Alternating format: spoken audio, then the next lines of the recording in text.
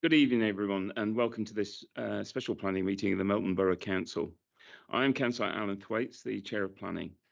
Just some housekeeping for all of our guests. In the event of having to evacuate the Council chamber, please leave by one of the 6 emergency exits around the sides of the chamber.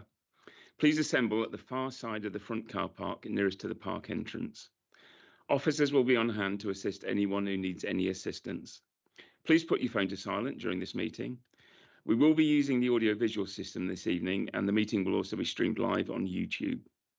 Members speaking, please raise your hand if you wish to speak and speak directly into the microphone in front of you.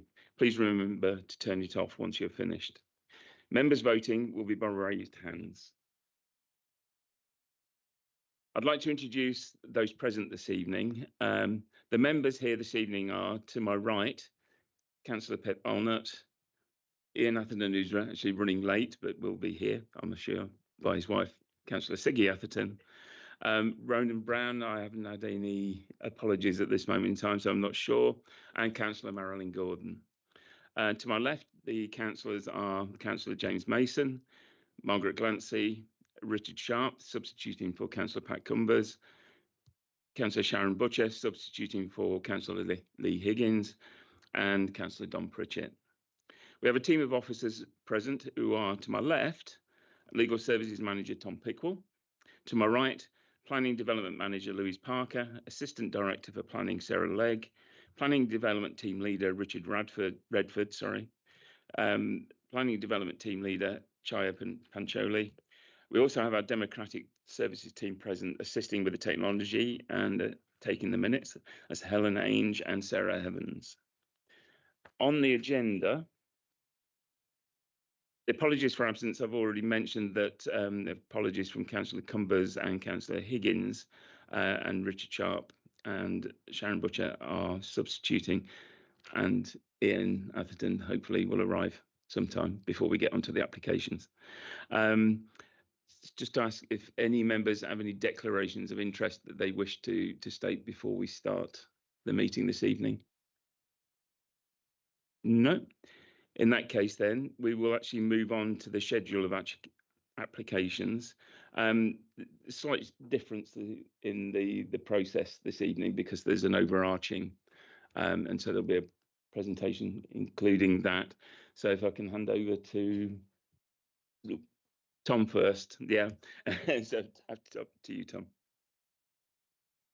Thank you, Joe. And yes, as you've alluded to, slightly different tonight. So members, you have 3 applications to consider and to determine tonight. But those 3 applications, whilst all separate applications and all have their own application numbers, they're intrinsically linked, and the 3 of them form the master plan, if you like.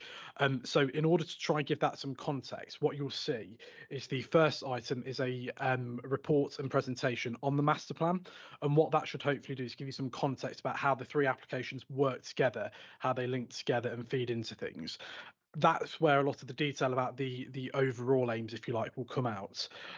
Clearly, that's a item for noting, so there won't be any debate on that. As such, it'll be more for questions. The debate about the actual specifics of the application will then come when we go through each agenda item. Hopefully, that all makes sense. Yes, thanks. I mean, it's just a point that this is just for noting, and each application will be as normal. That each application is a separate application, and so any debate is towards that application. Councillor Allnutt. Nevertheless, although we're noting, it still has to be moved that we note, and we may speak on the motion to note. Yes, apologies to be clear. Yes, that is the case. It's just what we can't do is debate the specifics of the applications because that will come after. In that case, then I think it's Sarah. Yeah. Thank you, Chair. If we could have, I think it's not quite the next slide, it's actually the one after that. That was just the one that Tom was going to talk through, but he already has done. So yeah, if we can move on to the next one. Sorry, I forgot who I was looking at as to who the next slide is. Yeah, so to you, Richard. There we go. Next one then as well then, please. So this is that introduction to the overarching report. So agenda item 3.1. So a slightly different way of dealing with this just because of the scale of what we're dealing with this evening and the substantial history that goes into this site as well. So taking from that report, you'll note that the North Sustainable Neighbourhood is one of the 2 large sustainable neighbourhoods in the town that are part of the allocations in the Melton Local Plan. So the local plan was adopted back in 2018, and there was a substantial amount of evidence base, local consultation and statutory consultation that went into that process, and then a formal examination, which then led obviously to its adoption. The 2 sustainable neighbourhoods between them cater for around about 2/3 of the council's housing allocations for the entire of the plan period up until 2036. So they have a substantial impact on the delivery of the local plan and the aspirations in terms of the infrastructure, etc., that we're expecting of them as well. This first slide on here, I'm sure you've seen before.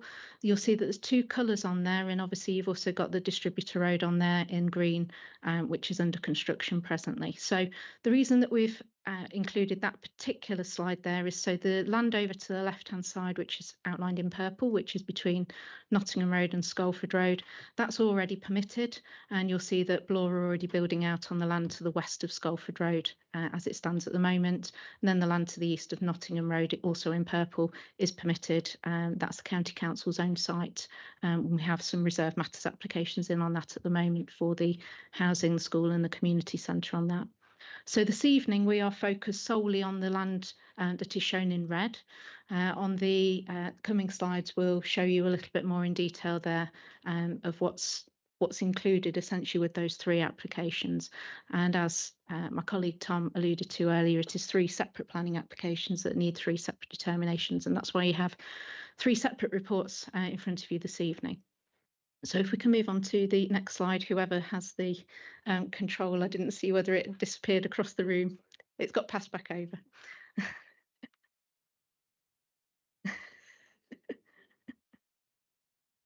Brilliant, thank you.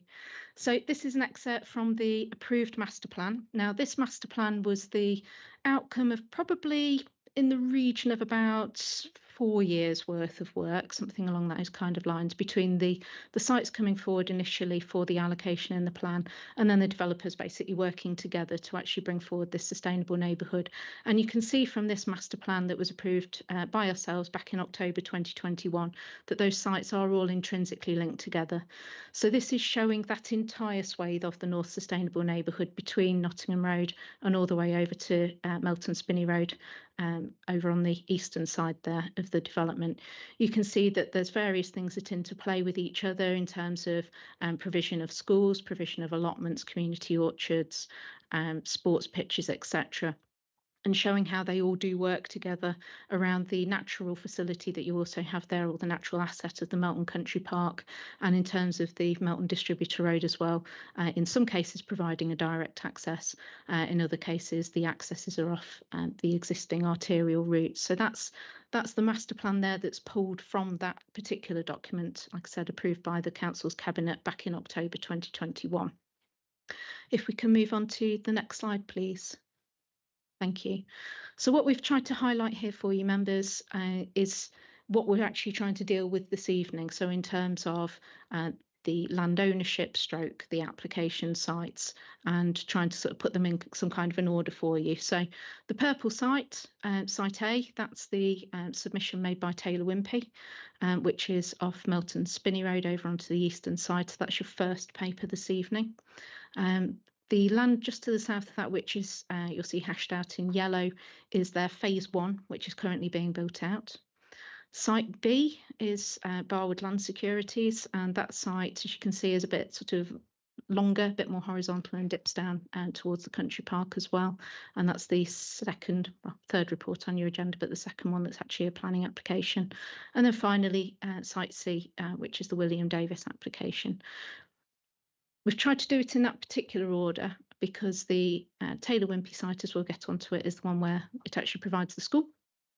So one of the more fundamental pieces of infrastructure, and then we work our way back from east over to west as the evening progresses. So that's my last slide in terms of introducing this report. More than happy to take any questions before you move that recommendation, and I'll hand back over to the chair. Thank you for that. Just before I actually open up for any sort of comments or questions, I just want to add my thanks now for the immense work that's gone on over the last 7 years or so by everybody to bring that to where it is today, and that includes the applicants as well. That's without prejudging whatever's going to happen later, but it's just the immense amount of work that's gone into this to get it to the point where it is today. We all should be very, very grateful for the amount of work that's gone ahead and the professional work that's gone ahead. So that said, would anybody like to make a comment?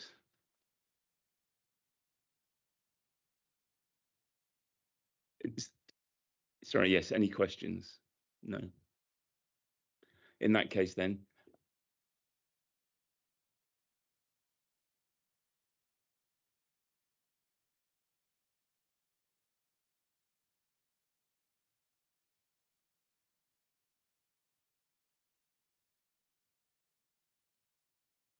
I'd like to move the motion to note. Councillor Allnutt. Well, you've stolen my thunder twice now, Chair. You've moved it, have you? Well, I'm happy to second you, so we can debate it.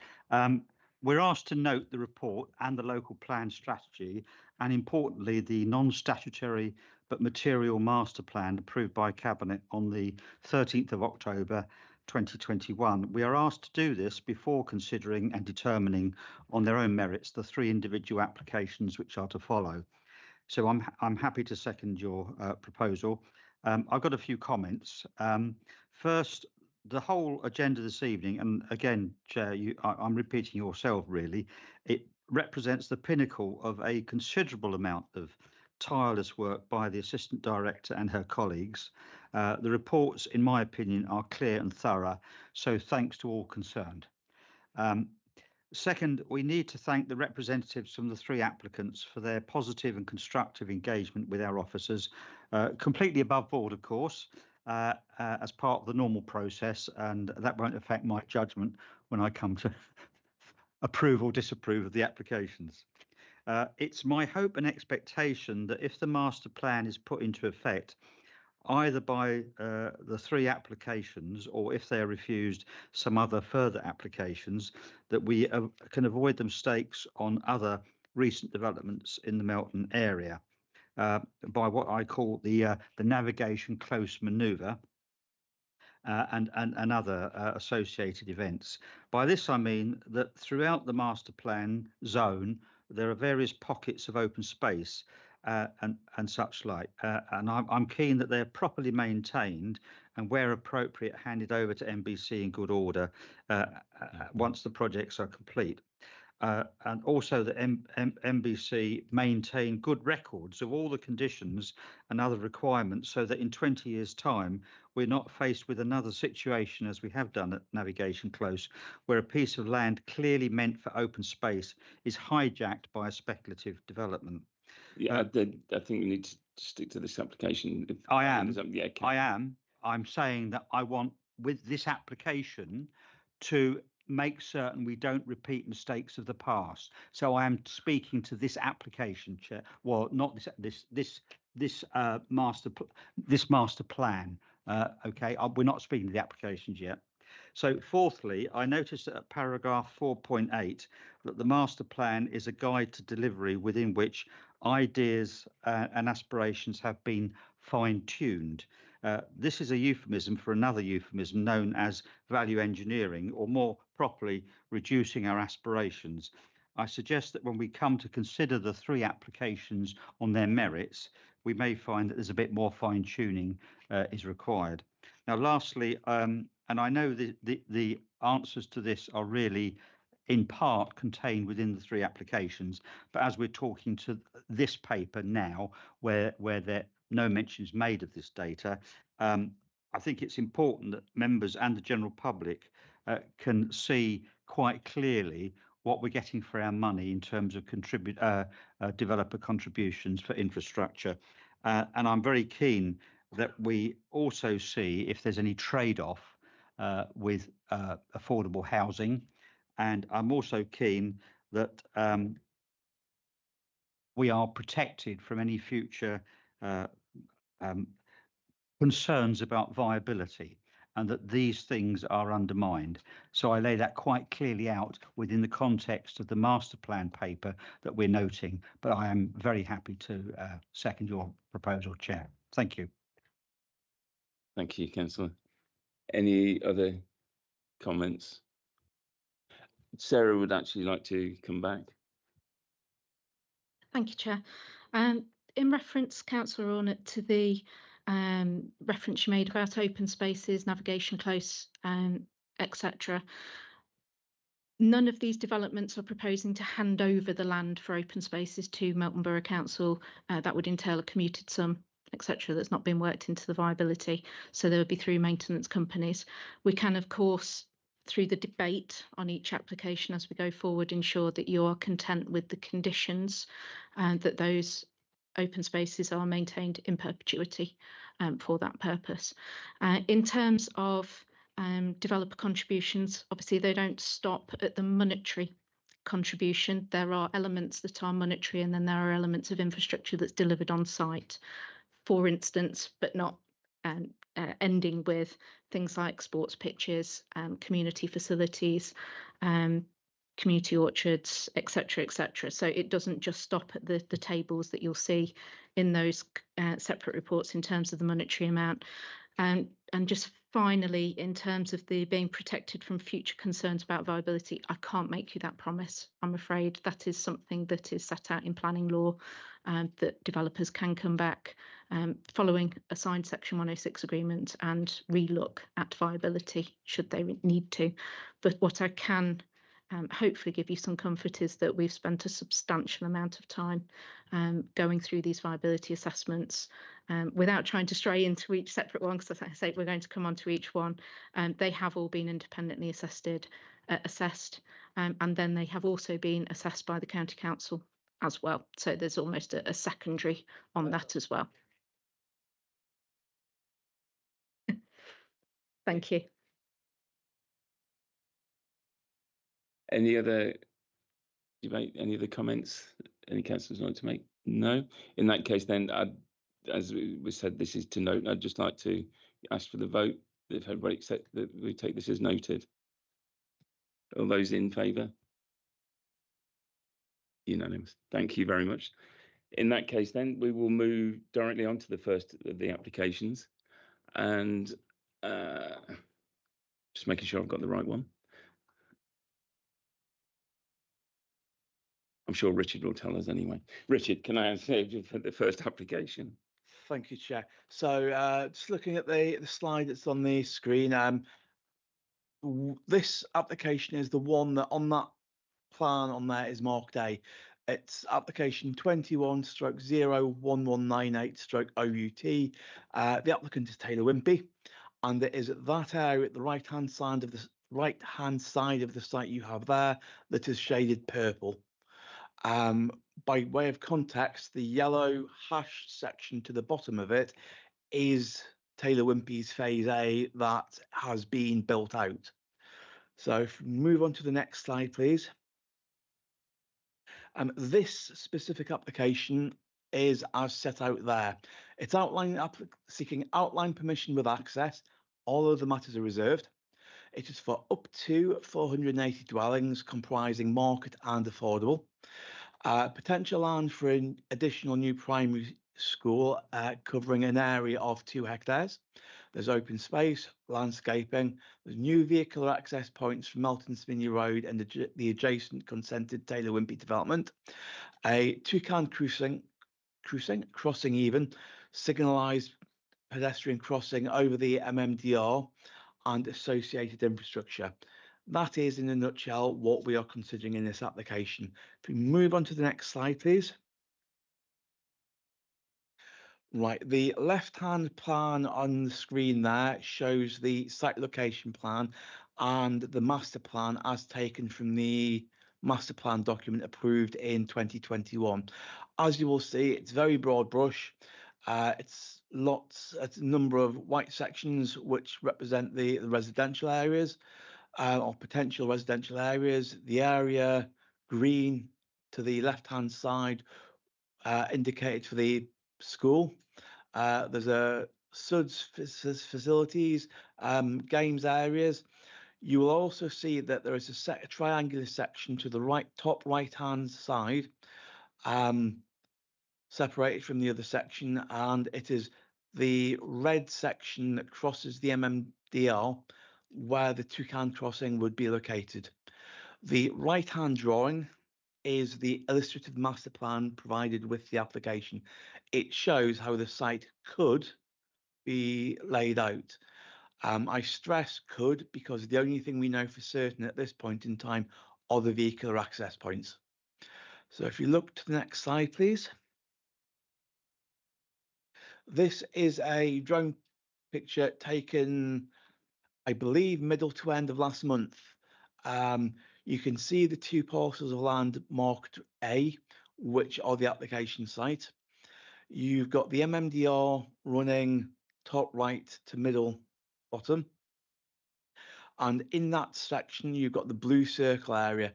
That is where the anticipated Toucan crossing going from the right-hand side to the left-hand side will take place. So in addition to what is contained within the main agenda report, I would like to highlight that there was an omission from the committee report in that the comments of the MBC Conservation Officer were not included. They are on the website, but in summary, the Conservation Officer, having assessed the heritage submissions and the application, has no objections to the proposal. They do request a condition regarding the provision of a heritage impact assessment. They've asked for the same condition on all three applications. So that is, in summary, the Conservation Officer's comments, very reflective and acknowledging comments provided by both Historic England and the County Council Archaeology Unit, who have assessed the below ground heritage assets based on the submitted documents. There is one extra point that I would like to flag up as a result of a question that was raised at the briefing last week. With regards to the figures in the committee report with regards to the education contributions, one of the figures, two of the digits are the wrong way around. Details of that were included in the email that I sent round to the committee yesterday afternoon. So hopefully you'll all have picked that up and be aware of that. If we can move on to the next slide, please. So in summary, this is an allocated site that forms part of the larger Melton North Sustainable Neighbourhood. It will contribute towards the council achieving housing need and delivery targets. From the indicative site plan, the site is shown as being capable of accommodating the various elements proposed. It will provide, as per the agenda, Section 106 contributions, including affordable housing, as well as healthcare, highways and education. There are no objections from technical consultees. Objections raised from third parties, while noted, do not represent, in the officer's opinion, significant issues which cannot be overcome through conditions. The application is therefore recommended for approval, subject to a 106 agreement, conditions and informatives. Thank you, Chair. Thank you, Richard. Can I ask if any members have any questions for clarification from Richard's presentation?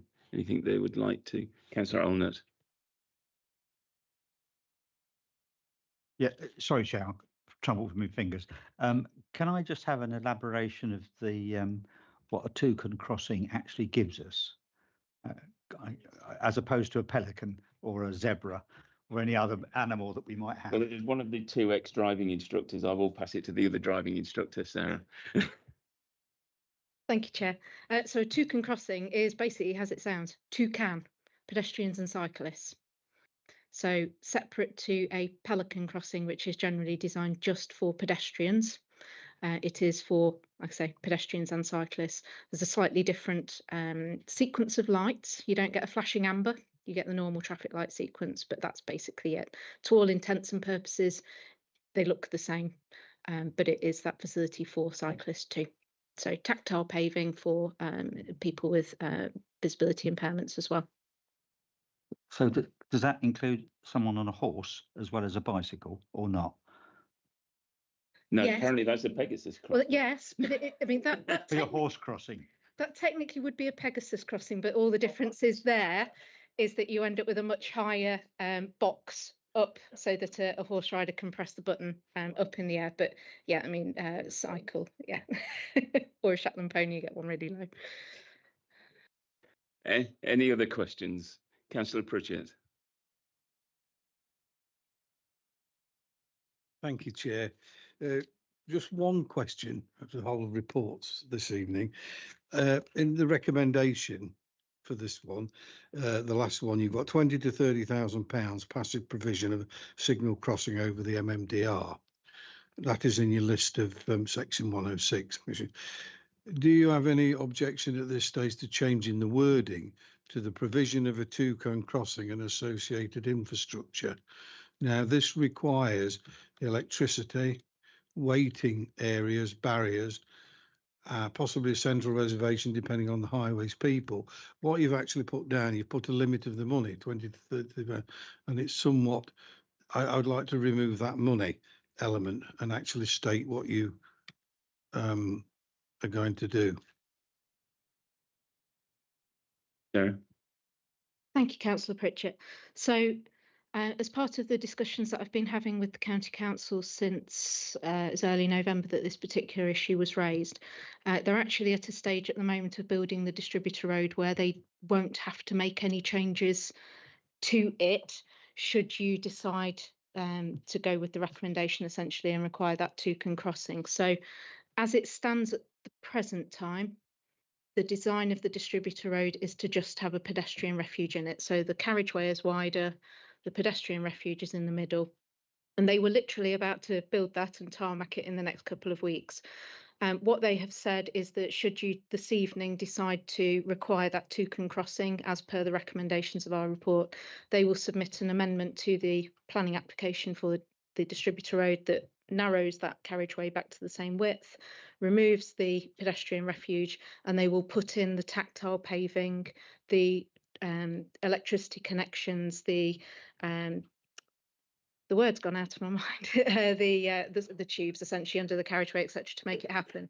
So they have said that all is required is that particular requirement for between 20 to 30,000 pounds to put that crossing in, because you're quite right.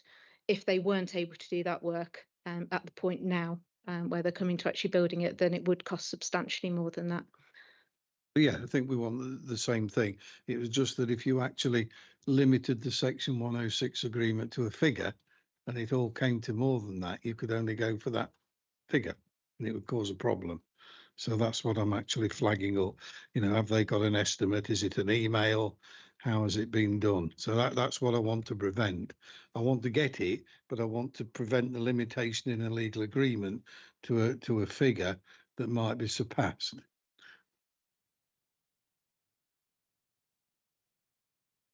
It's perfectly reasonable. It might be worth a question to the applicant when they present to you as well, so they're here this evening, before you potentially finalise anything.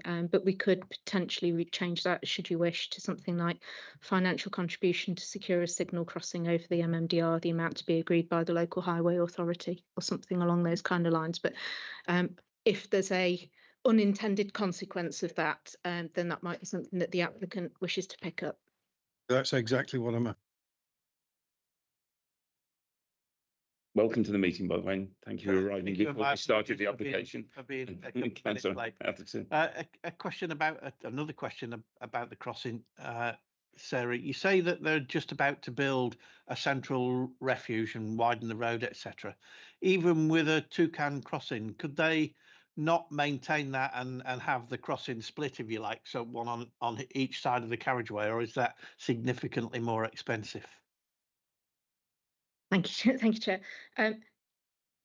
There's an expense element to it. There's also making it a much longer period of time for people to cross and therefore stopping the traffic for much longer.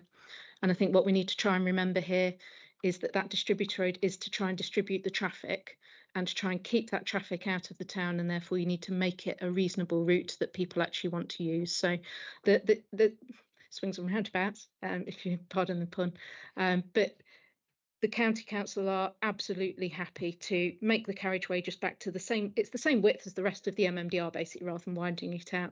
It means that people press the button, they've got the shortest bit of time to spend in the road possible, the shortest amount of time reasonable to stop the traffic as well, because we've got to try and balance those objectives, and they're content that that's absolutely fine and will work. Maybe something we can pick up later, but is there any other questions for clarification? Councillor Pritchett. Sarah, thank you.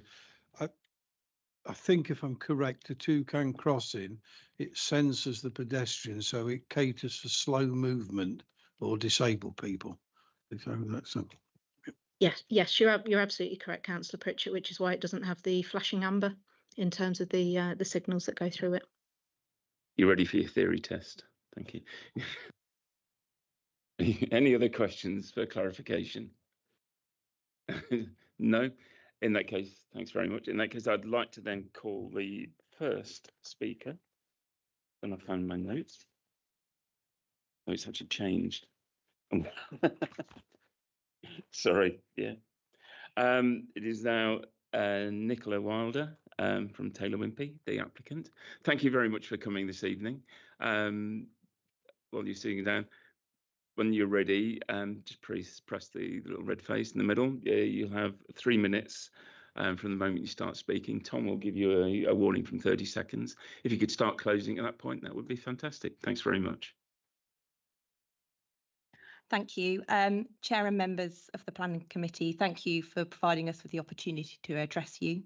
My name is Nicola Wilder. I'm a Senior Strategic Land and Planning Manager at Taylor Wimpey.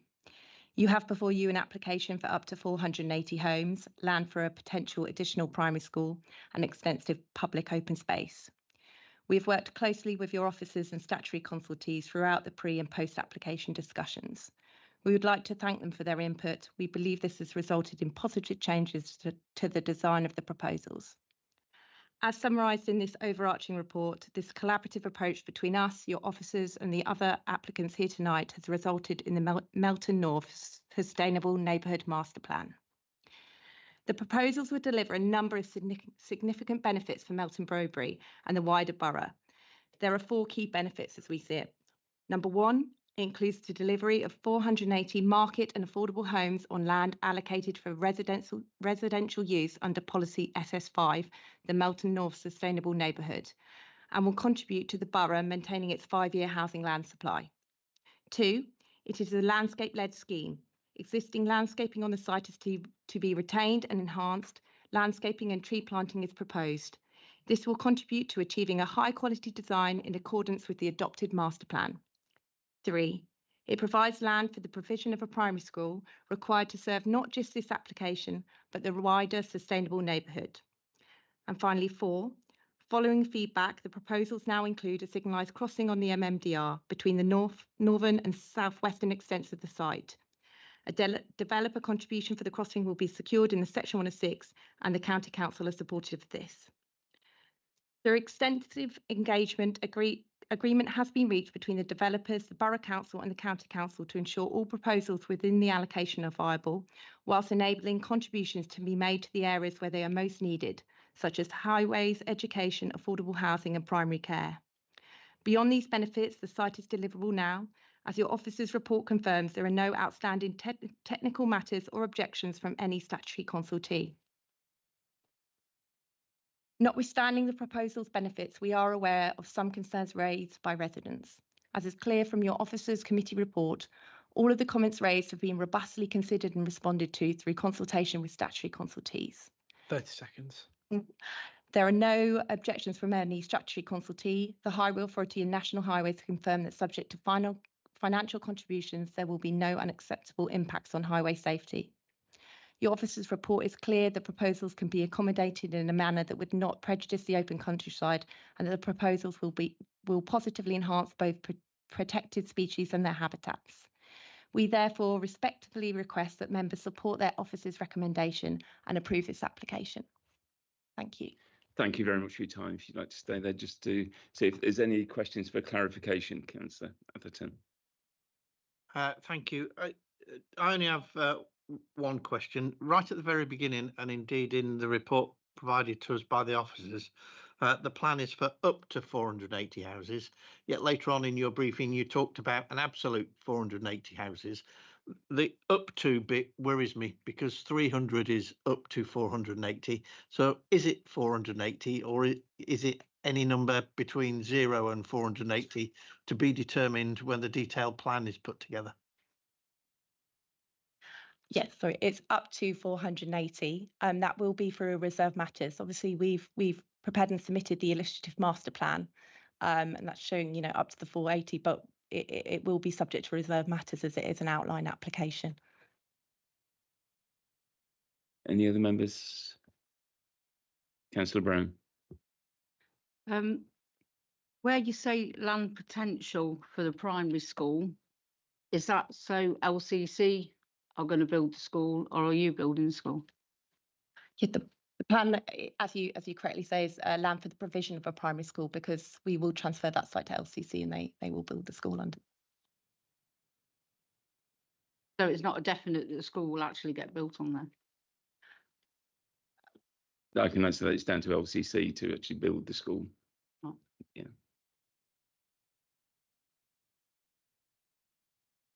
Any other councillor on it? I've got one question. Has Taylor Wimpey considered at all providing solar panels on the roofs of these new buildings as part of the construction? And have you considered, which is I suppose a second question, geothermal energy sources? And if the answer to both those questions is no, why is that no? I'll let the applicant answer if they wish, but obviously we're not into detailed planning, so we're only into outline planning. But please, yeah, if the applicant wishes to answer, that's up to them. I mean, I can certainly say that we obviously build to Part N and F of the building regulations, which requires us to reduce climate emissions, and solar panels, as you know, are part of that. Geothermal, I'm not so much of an expert, and I don't think, but definitely solar panels, yes.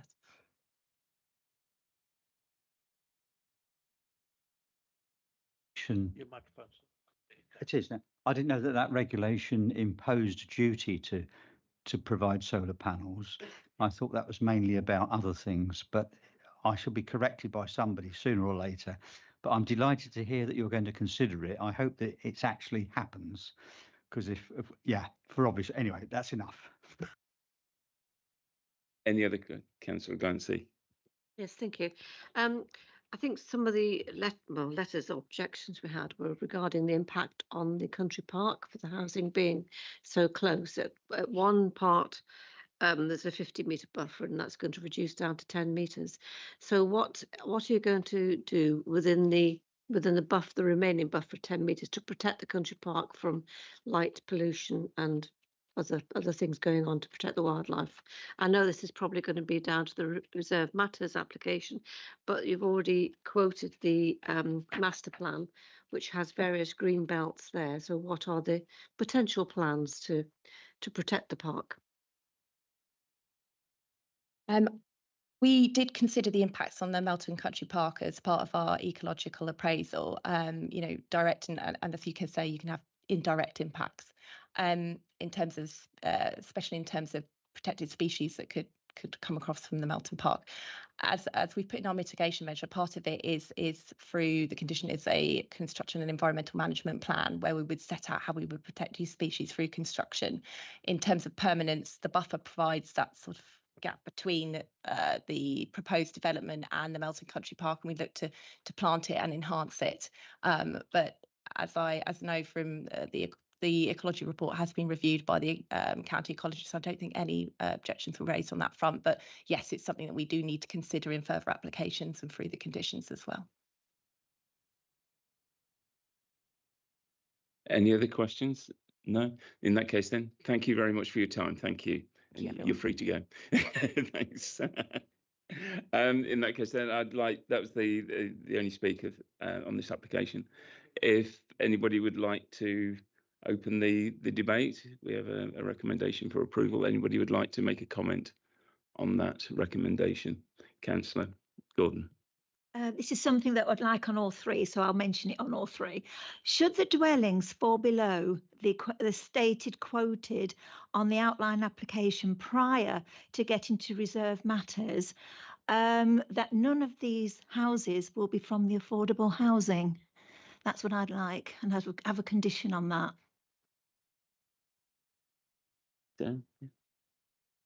Thank you, Chair. You'll see that the affordable housing, Councillor Gordon, is a percentage. So if the number of houses are lowered at the point of reserve matters, the percentage will remain the same. So yes, you may not get quite as many affordable housing, but it'll still be the same percentage of the development. So does that mean then that they can sort of present it and say, you know, we've cut down on the housing, and we've got like sort of 4 of the ordinary houses, you know, for people that want to buy them, and for I'll say 2 affordable housing. So they can't do that. They can't sort of have 6 and 2 of them being, as an example, 2 of them being affordable housing. They have to sort of have the ones that will be bought outright to be brought to the table to the reserve part. And then what you're probably saying is that when it comes to the percentages, because they've got rid of so many houses, that then the percentage obviously would go, the percentage of the houses. Yeah, I think we're saying that the yeah. percentage will always remain the same. That's right. Whatever. That's right. So, it's just 7.5%, but yeah, it would be less they houses. can't just That's put what out I mean. the affordable houses. Yeah, no, that's gotcha. Fine. Any other questions, Councillor Pritchett? It's just following on from my earlier point. Before we come to the voting, would the officers be content with removing the figure £20,000 to £30,000 from the final line of the recommendation, which we've already covered that before?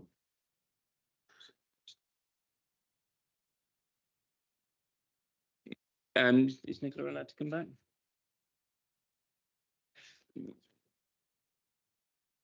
I think Councillor Pritchett is asking that instead of having the figure 20 to 30,000, we have a commitment to put a toucan crossing in place, so that there isn't suddenly for whatever reason the prices of toucan crossings goes through the roof, that we can no longer do it. Just delete the 20 to 30,000. Although I think the agent is willing to come back on it if leave the and I think I'm happy enough if the agent wants to make a quick statement. Yeah, I'm happy. Please. You thought you were free, but yeah, sorry. Yes, as Sarah rightly said, we had communications with the county council, and actually what the 20 to 30 is, it's for the works, so that we can put in the signal head. So it's the 20 to 30,000 that they need to do the works to make it basically ready. And then we have a condition where we have to go in and agree the design for the signalised crossing, and then we put in. So it will be, as you in fact say, more than the 20 to 30, but that is the figure that they want now to actually make sure that it's sort of ready for the toucan crossing. So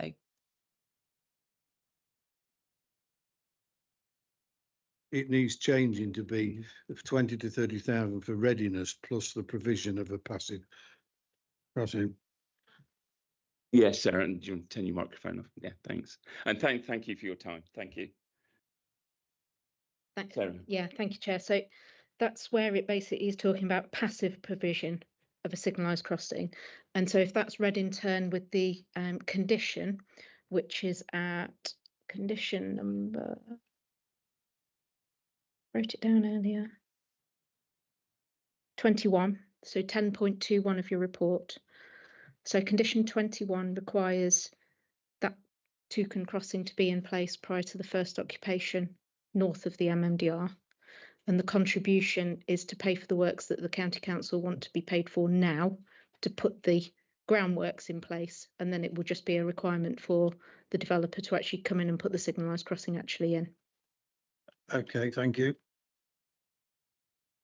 Yeah, so so they've got it clear in my mind. Yeah, the 20 to 30 pounds is part of the 106, but the important condition is the 10.21, that there's no occupation of the site until the toucan crossing is in operation.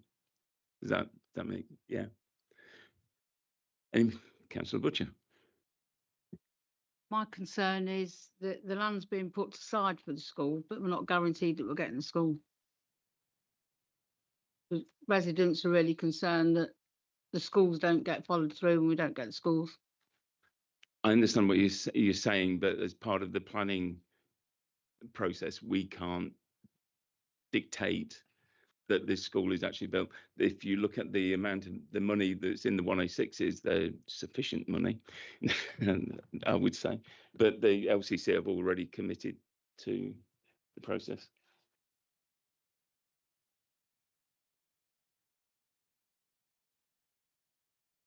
Sorry, Tom just made the point that if the money isn't spent, it has to be returned. The applicant. So if we don't think it's going to be spent, I would be in touch with our county councillors. Anybody else like to enter the debate?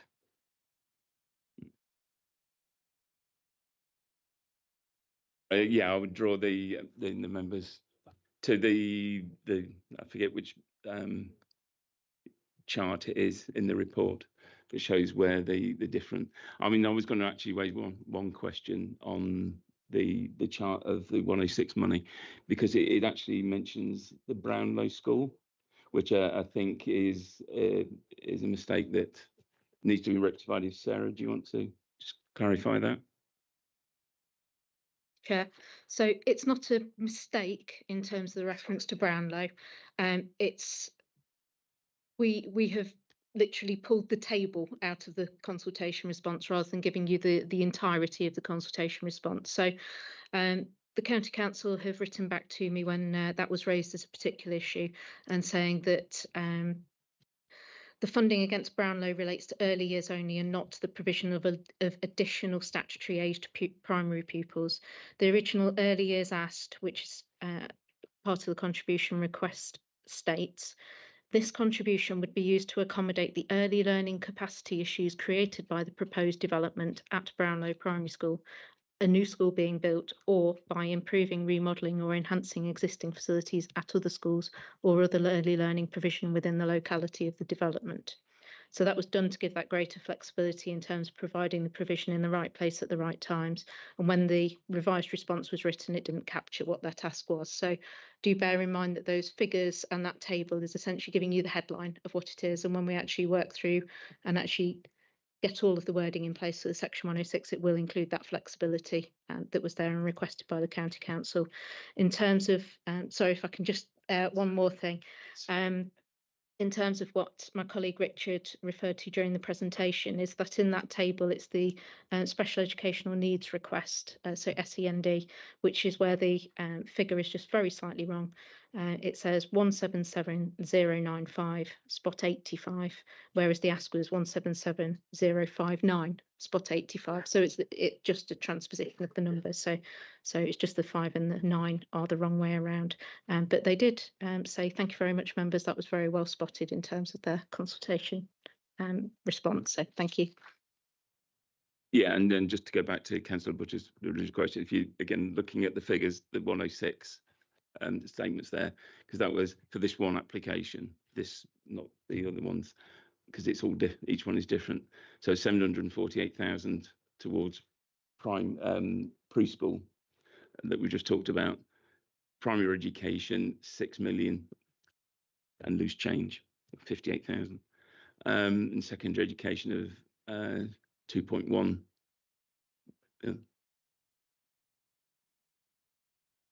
They are the current request. Sarah? Sorry. The table. Sorry, what was the question? The table in 7.1.7, I think that's where it was. I've just lost it. Yeah.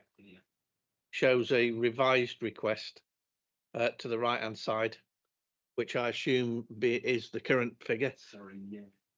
My mistake. Yeah, you're correct. Less. Yeah. But that mistake in the figures has actually been corrected in that table, it looks like. Yeah. Yeah, my mistake. Yeah, sorry. It was from this application just under 4 million for primary education from this application. So I'm just trying to put it into context. Yeah. And Councillor Allnutt. Thank you, Chair. I think it's worth stating clearly, because it applies not just to this application, but to other applications which we're here tonight and elsewhere. The context of education and indeed doctors' surgeries. Now, during the preparation of the local plan, of which we hear a great deal, the County Council, as the education authority, did play rather ducks and drakes with their figures in contemplating what we might or might not need going forward. And indeed, it's difficult to see sometimes whether we're letting the planning drive the education rather than the needs of education drive the planning. And it's the same with highways. It's an iterative process whereby you try and cut corners to cram more children into smaller spaces. This happens all over the country. It's not unique to this borough.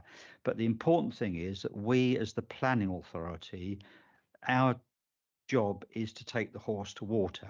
We can't make it drink. We're making allowances for land and contributions. So we've done our bit. We're ensuring that that's available.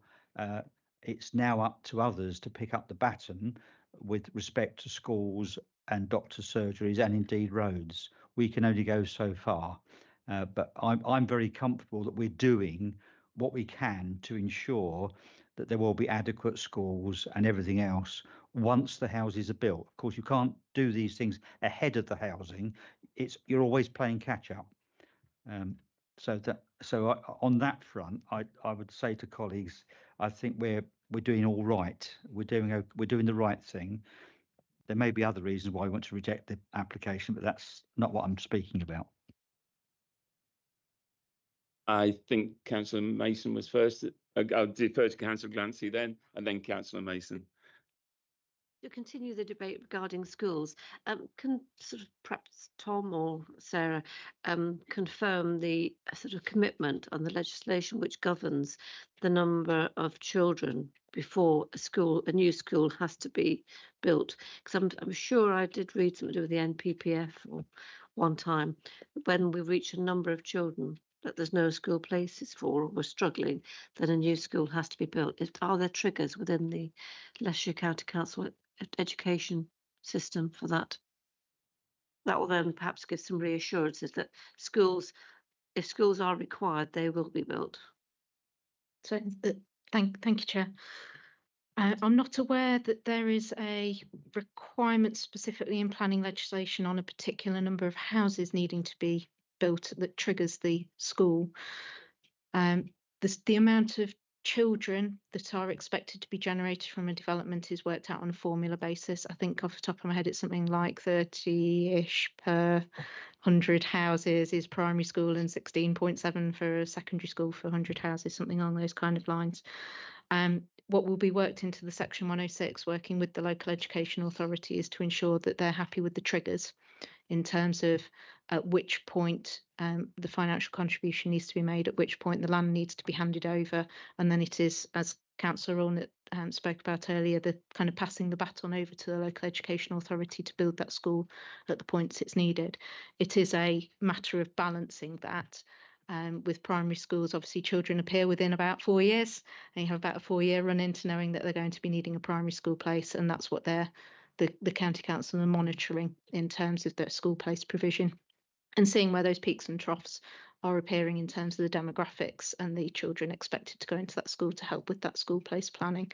What they typically do, and they may well do in this circumstance, is that they will build a 1-form entry school and then allow it to be extended as the development progresses. It all just depends on what time various developments come forward, because you don't want to go building a 2-form entry primary school when you've only got 1-form entry's worth of children to actually go there.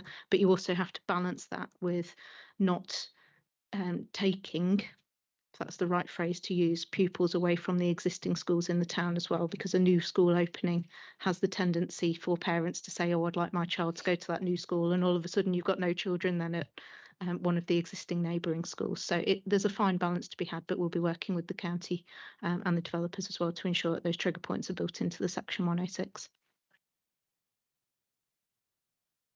Councillor Mason. Yeah, thank you, Chair. A pedantic but technical point, as you would expect. Sorry. No. A viability. A viability report, which I went through, was prepared prior to the Tooting Crossing being brought into the site. Obviously, it's small beer in comparison to the rest of the figures, but but it could have. I'm assuming, because we're sitting at this point in time, that the Tooting Crossing and or anything else that would be brought up will have no effect on the viability statement as it exists at the moment. So Tooting Crossing has no effect on the 7.5% viability yield from the site. Am I correct on that? Yes, Councillor Mason. I'm looking for any other. Councillor Gancy. Yeah. Again, sorry, we're just talking about sort of flooding, etc. And I'm quite pleased to see 10.6, condition 10.6 here.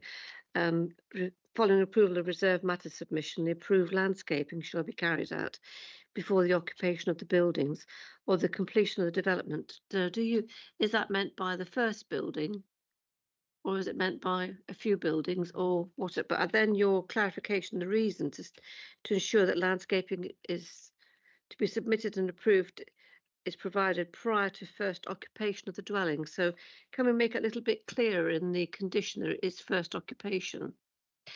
And the reason for that. Sorry, can I just say which number was it again? That 10.6. 10.6. Thank you. And the reason for that is the fact that at the moment the flooding water comes off the land that it's going to be built on, and it floods into the new development of Taylor Wimpey at certain points because of the lay of the land. And I know we've had in the past other developments which have suffered because of water runoff, surface water runoff. Wouldn't want to see this happen again. So sorry. So what was the actual wording? I think the reason is clear, but the wording of the condition is a bit vague. So if we can have the same sort of wording in the condition as which sort of coincides with the reason, would that be good? Thank you, Chair.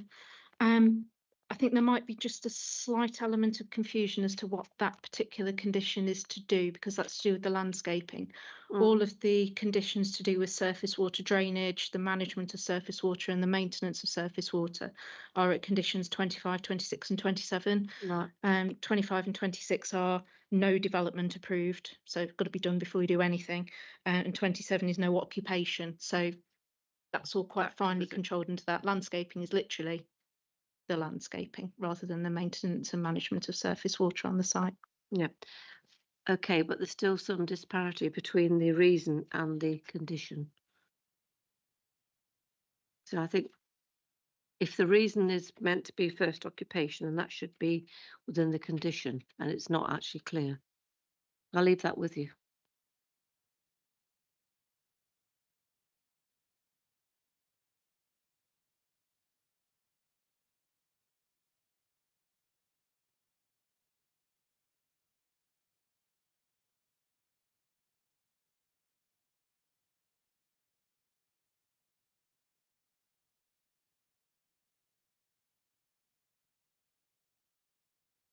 While we're just considering that, is there any other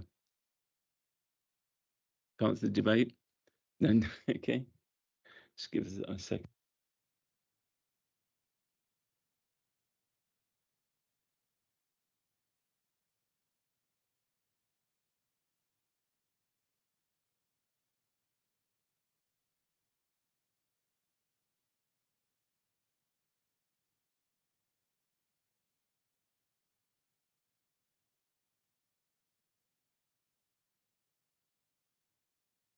No, not at all. I think we're understanding it as to tie the two together. If we put first, where it says before the occupation, so following any approval of reserve matters submissions, the approved landscaping shall be carried out before the first occupation of the buildings or the completion of the development.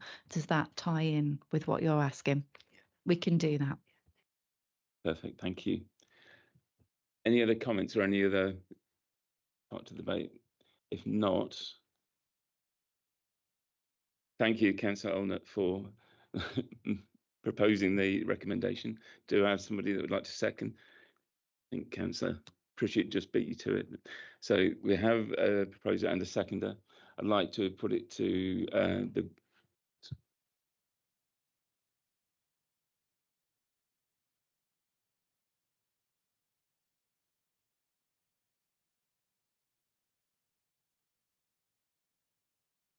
So we are just going to clarify that we've got all of the conditions as we have stated. So over to, yeah, sorry.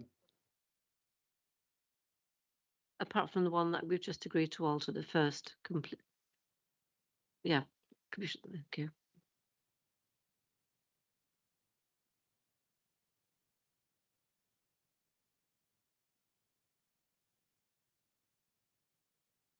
In case we can go straight to the vote. So I'd like to ask for all those in favour of the recommendation to raise their hands. It's unanimous. Yeah. Yes, everybody's raised their hand. Yeah. Those against? No. No abstentions? No, just to double check, make sure. So the application is approved. Thank you very much. I'd like to then therefore move on to the second application, which is application 21/00973/OUT, the Barwood estate. If I hand over to Richard. Look like we've taken him by surprise. Thank you, Chair. So back to the slide again. The site we are talking about is that marked B on the drawing there. So it's the orangey, Albany kind of coloured, running left to right with the triangular section dropping down to the bottom. If you go to the next slide, please. So this is the breakdown of this application. It's outlined with everything reserved, not looking at access or anything else. It's for up to 575 dwellings, includes community, retail and or health uses within those use classes, community hall, stroke changing rooms, pavilion, public halls or exhibition halls, green infrastructure including landscaping, sports, playing pitches and children's play area, and sustainable urban drainage and engineering works. So if you can move to the next slide, please. So this is the site location approved master plan from the 2021 site. It is the, you can see there running left to right, the MNDR. It is the parcel of land just at the bottom of that running left to right. You can see the indicative internal road running from left to right, coming off the lower roundabout and continuing through over into the site. You can see from that indicative master plan, you've got the beige areas, which are the housing. You've got green areas that are the parks, the playing pitches, landscaping. So if you move on to the next slide. Thank you. This shows the illustrative master plan, so we can see how there'll be a main road running through the development with smaller ones off and housings on there.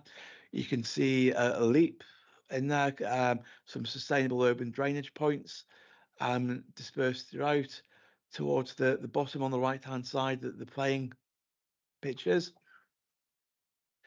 And you can also see with the yellow two-way arrows, connection points between this site and the country park, as well as the William Davis site to the bottom left of the indicative site there. Now, if we move to the next slide, please. Yet again, another drone photograph.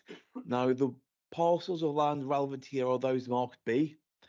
So you can see on this drone photo, you've got the MMDR on the left, running top to bottom, and you've then got 4 fields that form part of this site.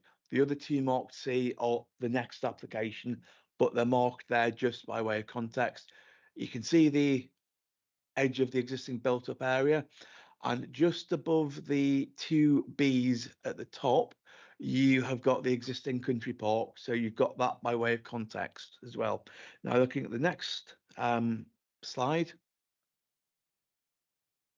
Yet again, it's another aerial, and this shows the 6 fields that form this application site. So you've got 4 to the right-hand side, 2 to the left.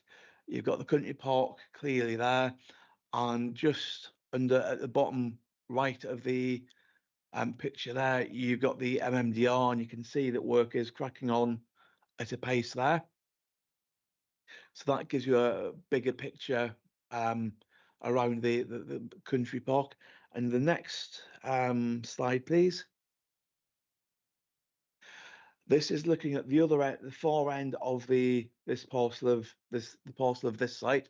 So you've got the 2 fields marked out, which are the site you have just determined. You then got 2 areas marked B, which are this application site in C in the background. So yet again, it's showing where the MMDR comes out over at this end of the site. So you get the fuller picture. Now, the report is as per the main agenda for this. There are 2 conditions that I need to flag up with you. Condition 10.1 of the agenda.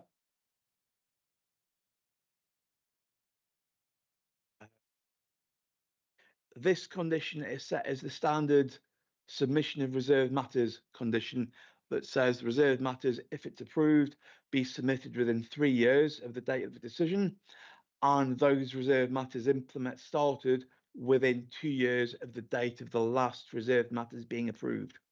The applicant has requested on this whether the 3 years for the submission of the reserved matters can be increased to 5 years.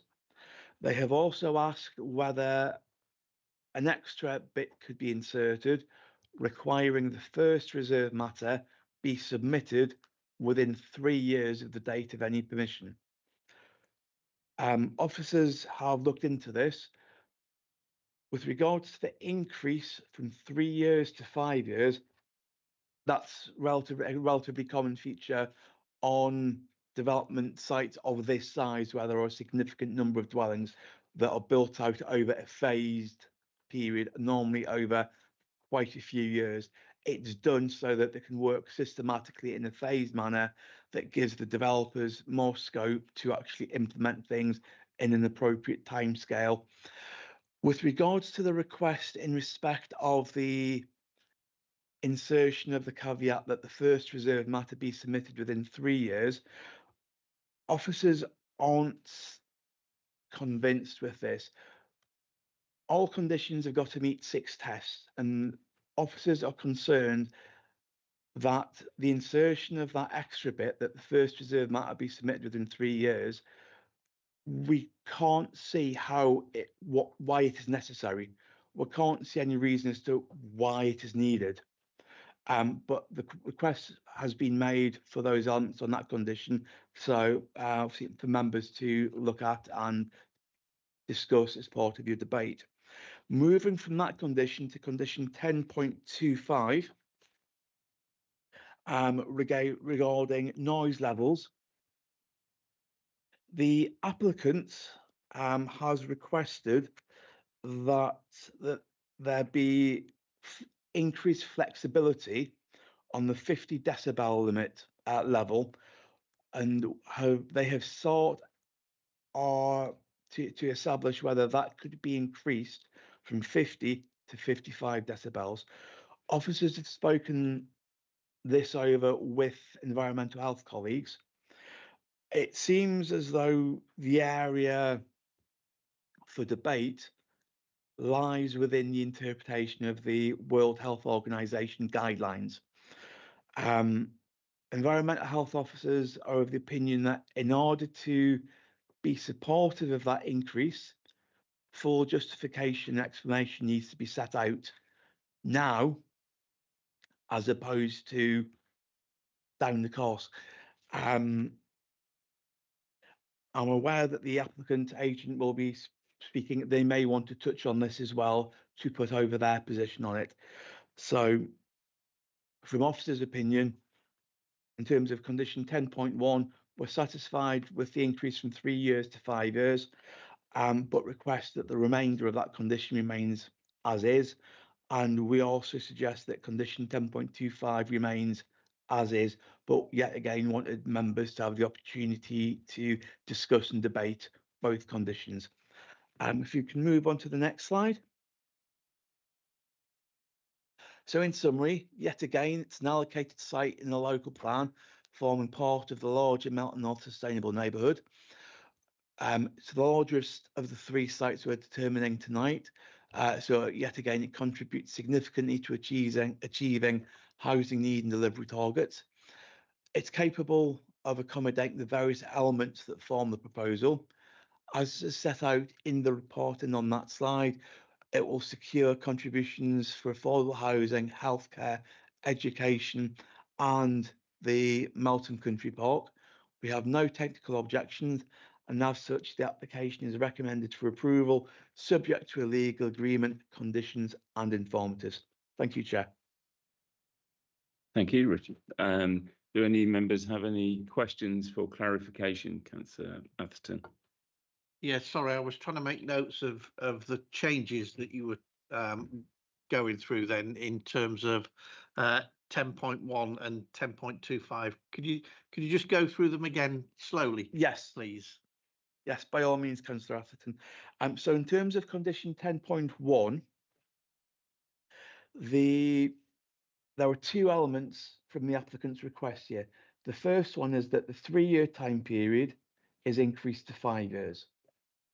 The second part of it is that there is a caveat inserted in that condition that says the first reserve matter is submitted within 3 years of the date of any approval.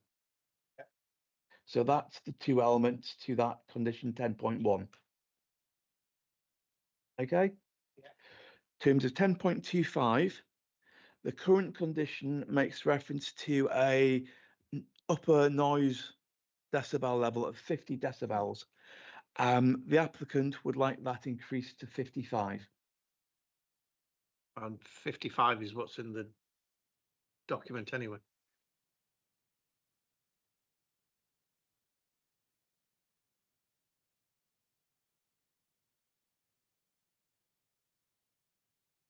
Let's go to the end of the paragraph.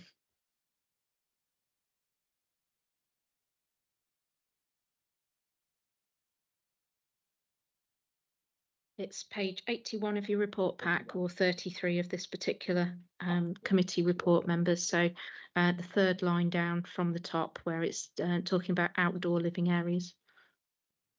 All right, okay. So it's the 50 they want to increase to 55?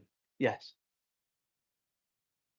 Your microphone, Councillor Atherton, if you're finished. Oh, it's done. Any other questions for clarification? I'm seeing no. Thanks very much, Richard.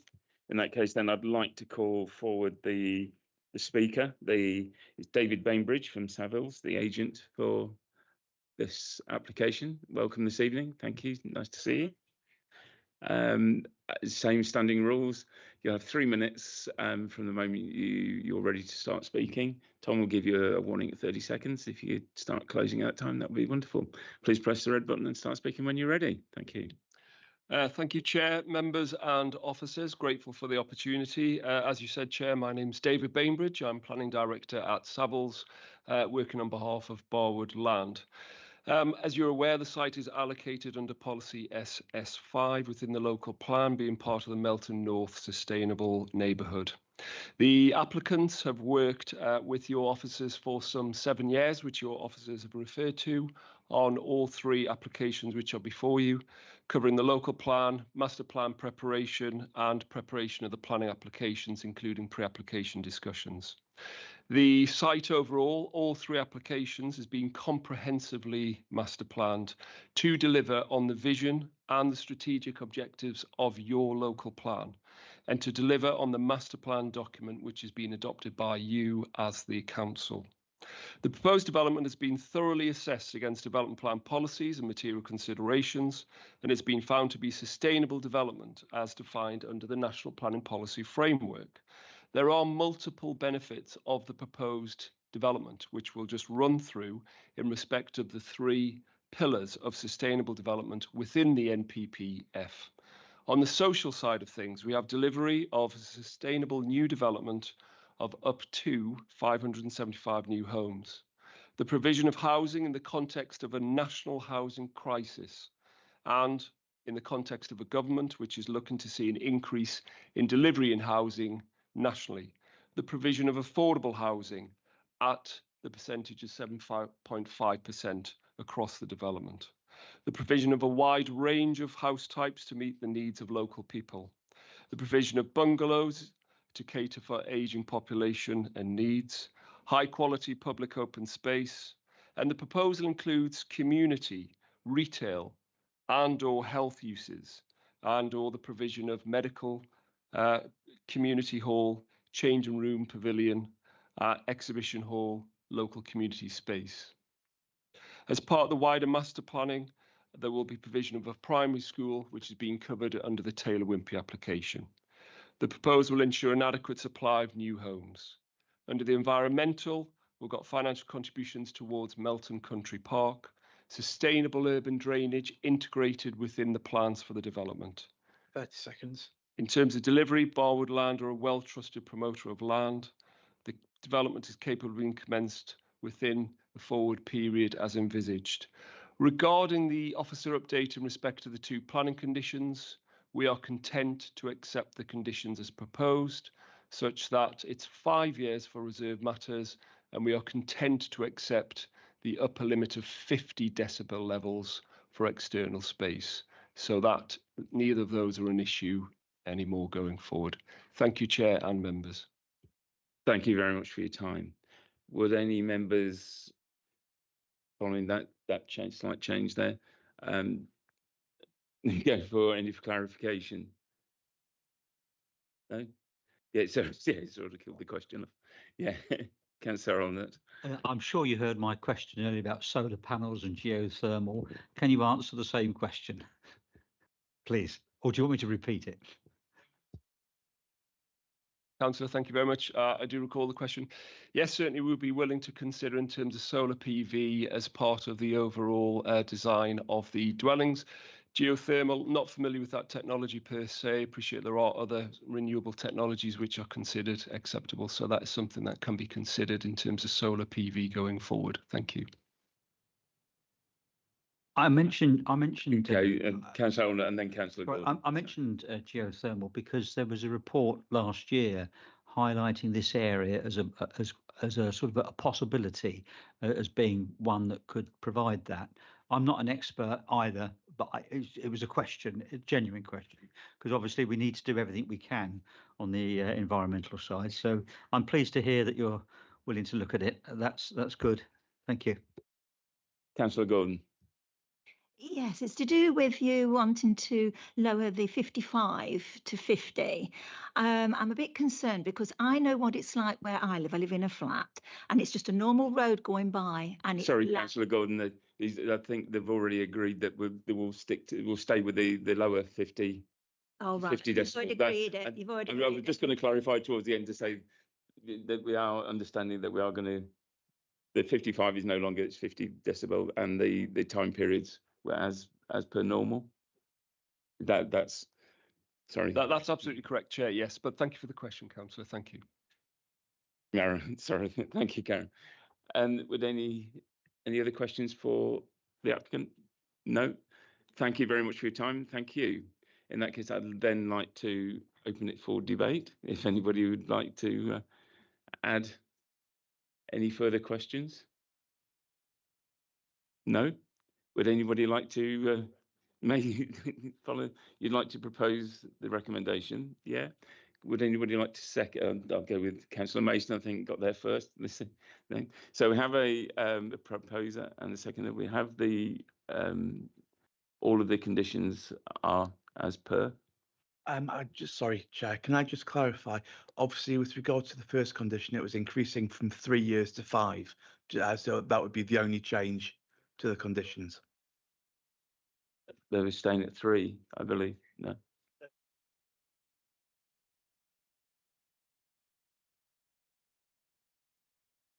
Oh, in case, and then that's at the end. Sorry, that's my mistake. Then yes, the applicant still wants to increase it to 5 years from 3, but he's happy with the noise levels. So there is still a change in place. That's my mistake as well, Councillor.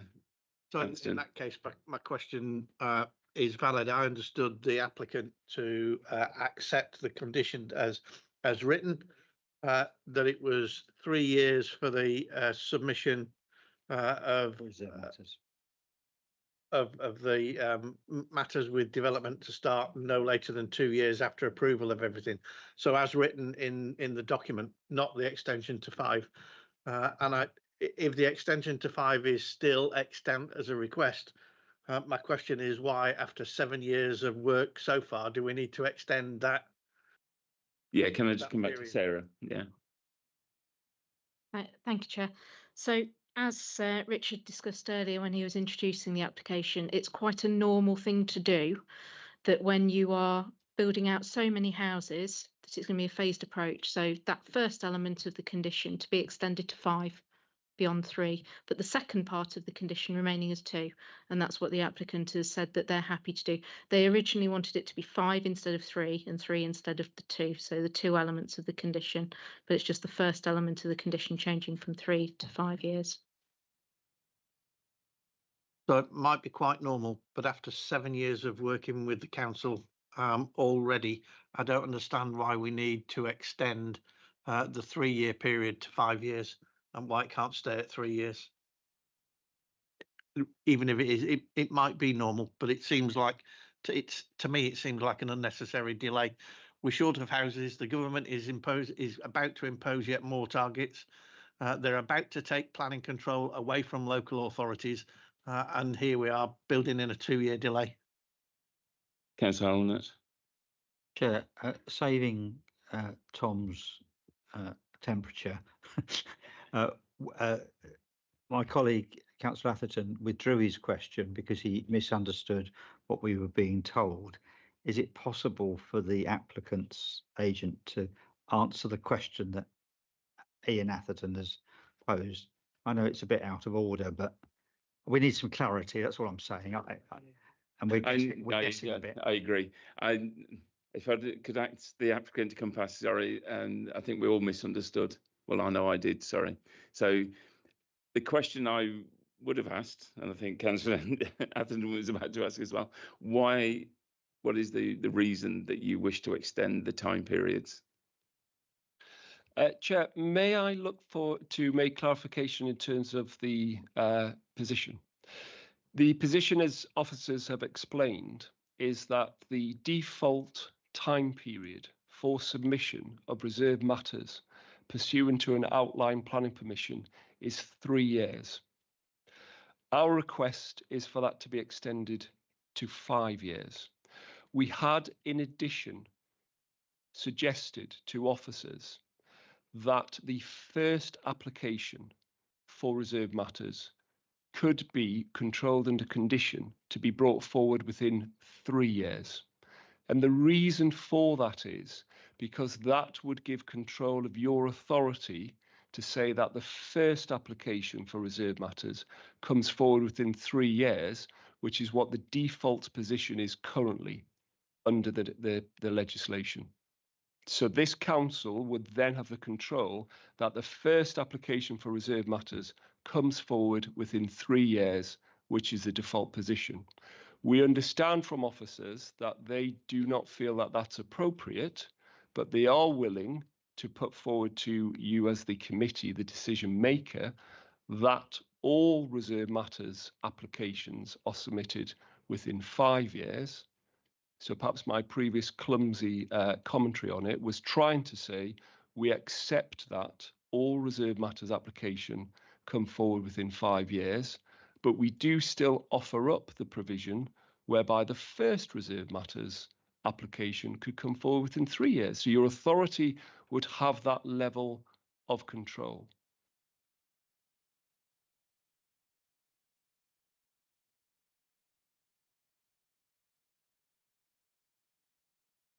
Someone's just asking me the question, what we're saying there, and I think what Richard said earlier in his presentation was that is a feasible and it is a legal approach within the planning laws, etc. So it is a legal, but the question I asked was, why are you asking for that? What can be looked upon as a 2-year delay before some of the building is done or started? Certainly, there's no definitive position that this would be a delay at all. And the proposition we put through to officers would avoid any concern about a delay, because the first reserve matters application would come forward within 3 years, which is the default position. So therefore, there wouldn't be any delay. It would just give a longer period of time from 3 years to 5 years for all reserve matters applications to come forward. So the delivery of this part of this sustainable neighbourhood through reserved matters would still come forward as a first application within 3 years, which is the default position. So there wouldn't be a delay there. Councillor Atherton, you were asking? Yeah, so I have to say I disagree with the position that it won't introduce a delay. The condition as written at the moment calls for all reserve matters to be agreed within 3 years of today, assuming we grant permission today, with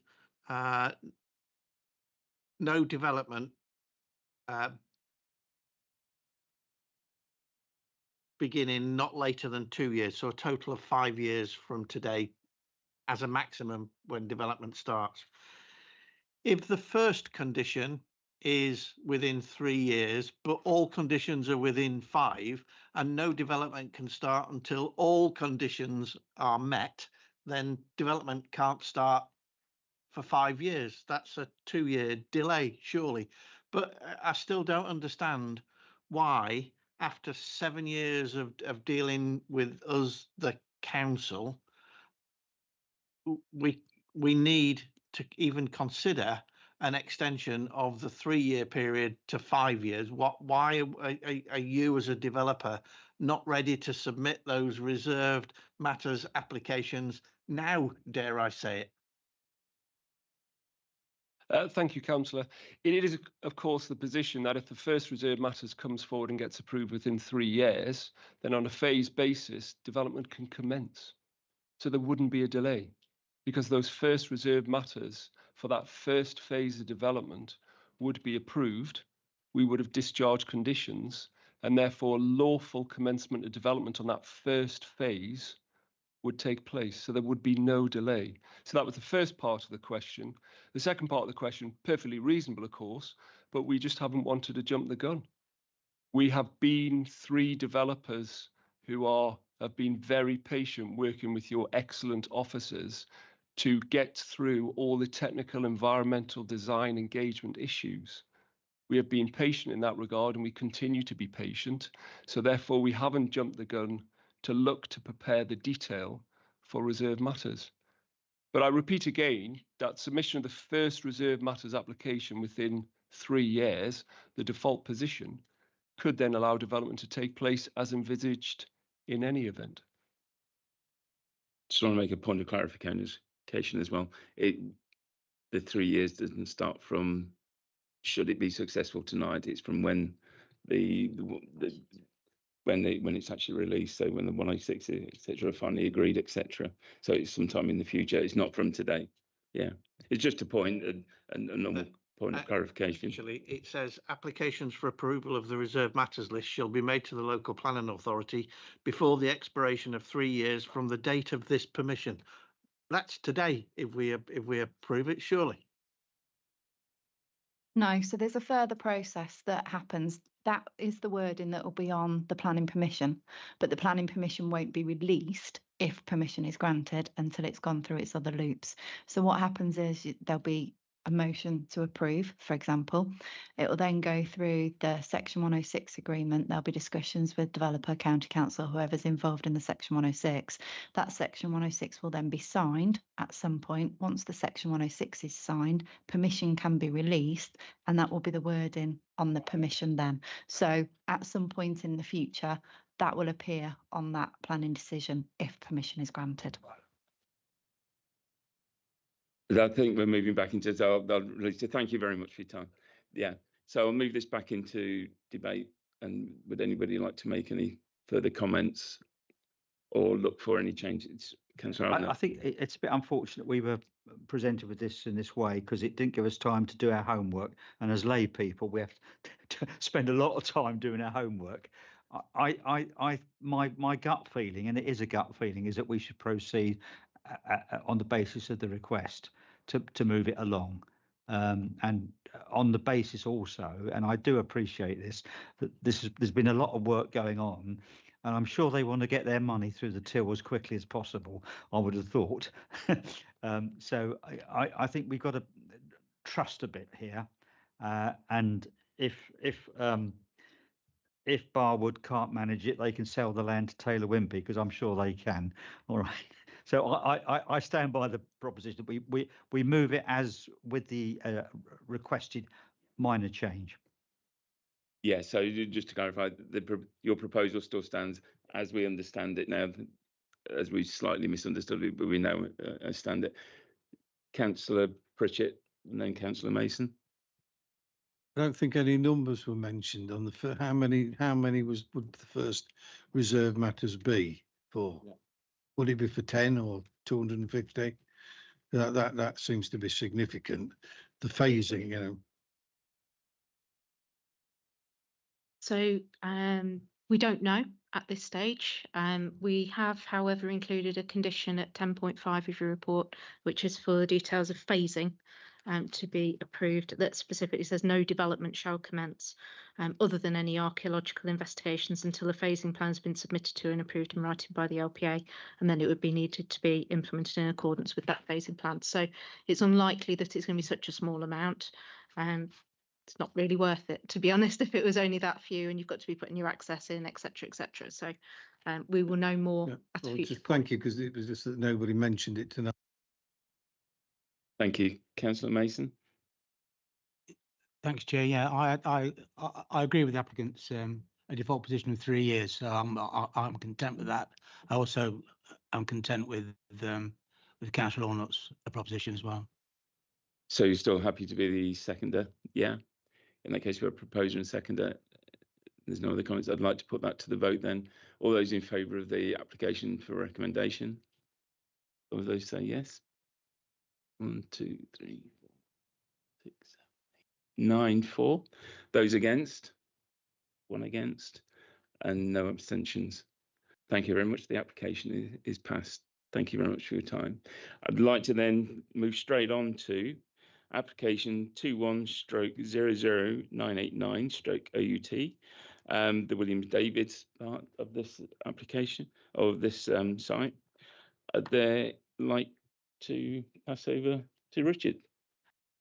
Thank you, Chair. So this slide again, we're looking at the William Davis scheme marked C on the plan there. So it's like the light bluey purple colour. So if we move to the next slide, please. So of the 3 applications, this is the smaller one, if you can call it small. It's outlined with access being considered, residential of up to 175 dwellings, associated landscaping.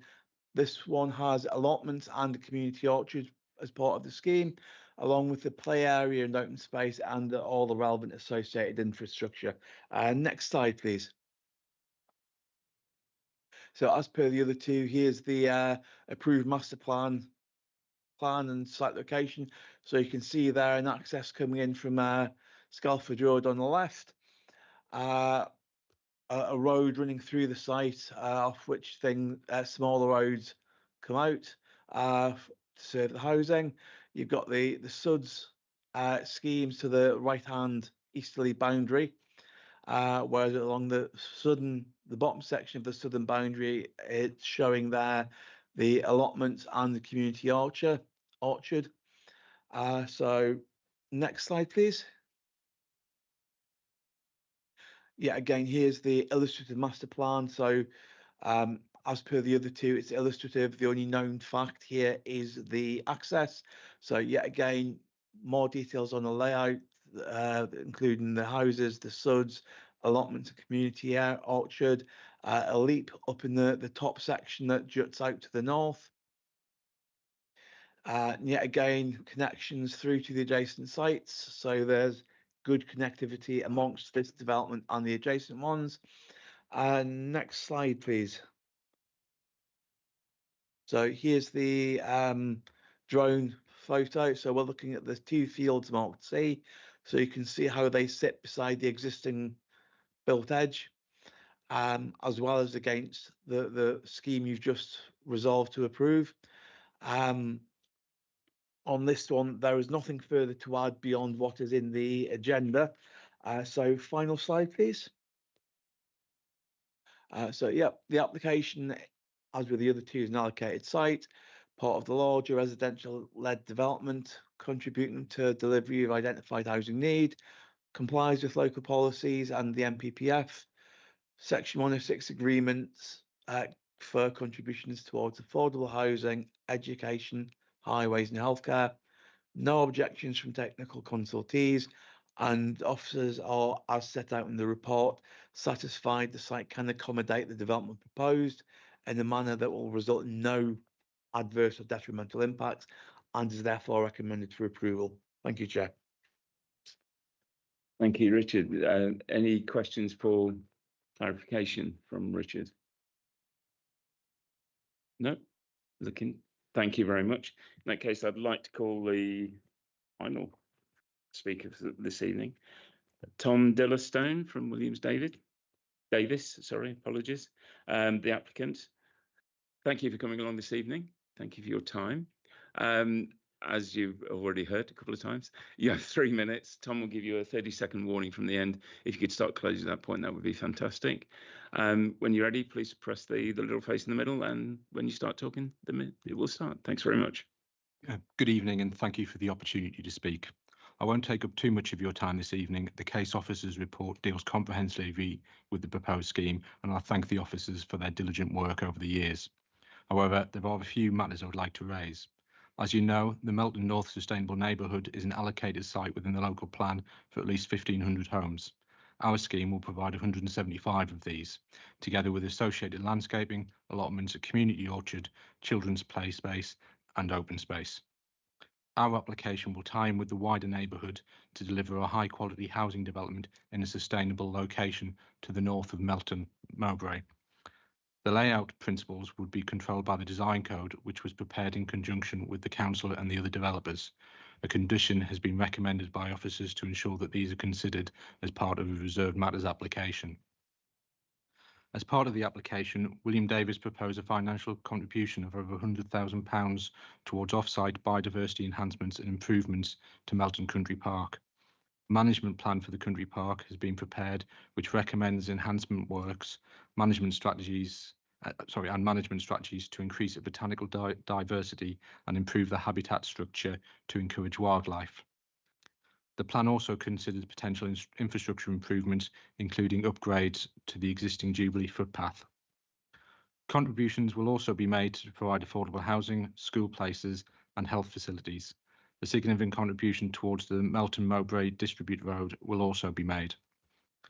William Davis was founded in 1935 and is a Loughborough-based family-owned house builder. We take pride in the development that we deliver and have achieved the Home Builder Federation 5-star rating for customer satisfaction for 9 years in a row. We also take sustainability seriously and provide solar panels on our dwellings where technically feasible. We will be building out this scheme using our directly employed labour ourselves and currently employ around 400 people, the majority of whom live within Leicestershire. The scheme will provide places for a number of our trade apprentices participating in our award-winning apprenticeship scheme. Our supply chain is also primarily based locally, with over £35 million spent annually in the East Midlands. In closing, the Melton North Sustainable Neighbourhood is a key part of the delivery strategy for the local plan. 30 seconds. We believe that this scheme would make a valuable contribution to the council's housing requirements in a highly sustainable location. This site is allocated in the adopted local plan, and the scheme is supported by officers and all statutory consultees.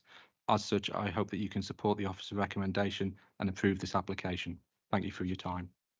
Thank you for your time. Please wait for any questions. I'd like to say that I really appreciate your statements about local employees and especially about apprenticeships. That's wonderful. I'd like to ask if any members have any questions. Councillor Atherton and then Councillor Elner. I've just got one question about the community orchard. Who will look after that once the site's complete? I think that could be looked at through the Section 106 and details put in place. On other sites, we've looked at transferring it to local residents who would maintain it. I'm not sure if there's a sort of a local wildlife group locally who could take it on as well. And there would be maintenance payments alongside that as well. Councillor Elner. Delighted to hear what you said about solar panels. So the second one is, have you considered geothermal? I'm not aware that we've looked at geothermal for. I've not heard of it being used for residential developments in the way that I think we would do with solar panels. But technology always moves on, and it's something we can consider. I recommend you do look at it. The Germans are doing it for residential. So if the Germans can do it, we can do it. All right. Sorry, Ziggy. Thank you, Councillor Elner. Councillor Gordon.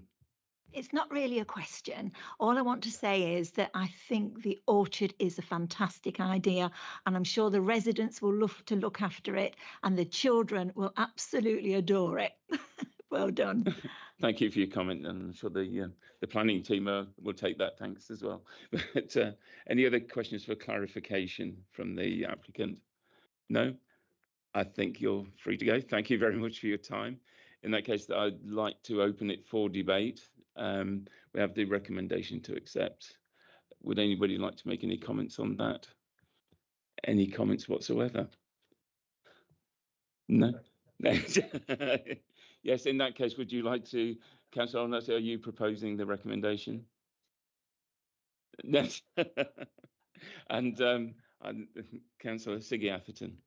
To second it. Thank you very much. Any other comments before we go to the vote? No. In that case, then I'd like to. We have a proposal and a second. I'd like to take the proposal to accept this recommendation. Those in favour? And that's unanimous. Thank you very much. Thank you. Before everybody runs away, that application is therefore accepted.